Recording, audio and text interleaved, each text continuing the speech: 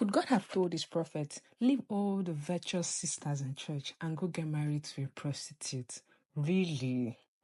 We'll be figuring all of that out in this video today. Welcome to today's exploration of one of the Bible's most intriguing narratives. We are diving into the story of the prophet Hosea, whom God commanded to marry a woman whom we describe as promiscuous. This directive has really puzzled a lot of people. Did God truly instruct his prophet to do that? What was God trying to prove? What was the essence of asking his own prophet, who's supposed to be righteous, to marry a prostitute? Let's uncover all the layers of this profound story in the video today. It is very important that we note that the book of Hosea was written and set in the 8th century during a tumultuous period for the northern kingdom of Israel. The Israelites had turned away from God. They were engaging in idolatry and forming alliances contrary to God's commandments. It was in this context that God called the prophet Hosea to deliver a message, not just through words now, but through his own life. Now to the unusual command. In Hosea chapter 1 verse 2, the Lord spoke to Hosea and he said to him, go and marry a promiscuous woman and have children with her. For like an adulterous wife, this land is guilty of unfaithfulness to the Lord. God's instruction was clear. Hosea was to marry a woman whose lifestyle mirrored and looked like Israel's unfaithfulness. This act was to serve as a living metaphor for the relationship between God and his people. Hosea obeyed God and married Gomer, the daughter of Bildiam. Together, they had 3 children, each bearing a name symbolic to God's message to Israel. Their first son was named Jezreel, which means God sows.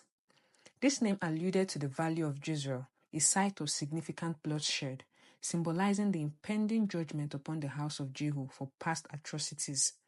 The second child, Lo-Ruhamah, meaning not loved or no mercy. This signified that God will no longer show love to the house of Israel due to their persistent unfaithfulness. The third child, a son, was named Lo-Amin, meaning not my people. This represented a severance of the covenant relationship between God and Israel. After marrying Hosea and bearing his children, Gomer became unfaithful and left him. As expected, she pursued other lovers and eventually fell into a life of disgrace. Biblical scholars believe that her unfaithfulness led her to become a temple prostitute or be sold into slavery, possibly as a result of her lovers abandoning her. By the time we reach chapter 3, Gomer is in such a desperate state that she can no longer redeem herself. She's likely in bondage, either a slave or an untortured servant being auctioned off in a marketplace.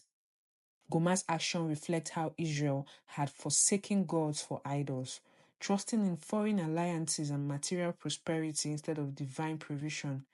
In Hosea chapter 2, God speaks of Israel's spiritual adultery, describing how they chased after other nations and gods, believing that they were the source of their blessing. However, God also promised to strip them of their luxuries and expose their sin so that they may realize their need for Him. Even with Gomer's betrayal, Hosea does the unthinkable. He goes to redeem her. In chapter 3, he buys her back for 15 shekels of silver and some barley.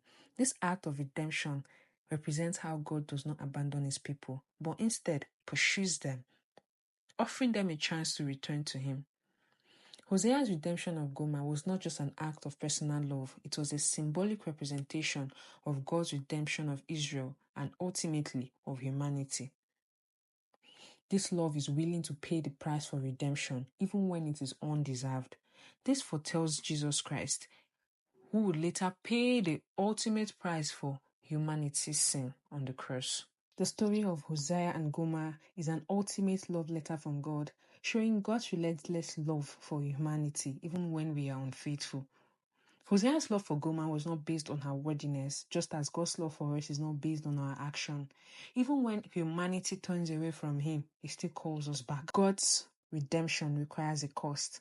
Hosea had to buy back Gomer, just as Christ paid the price for our redemption with his own life. Salvation is a gift, but it came at a great cost to God. That brings us to the very beginning of this video. Could God have really asked his prophets to marry a prostitute? I'll leave you to answer that in the comment section. But until next time, bye.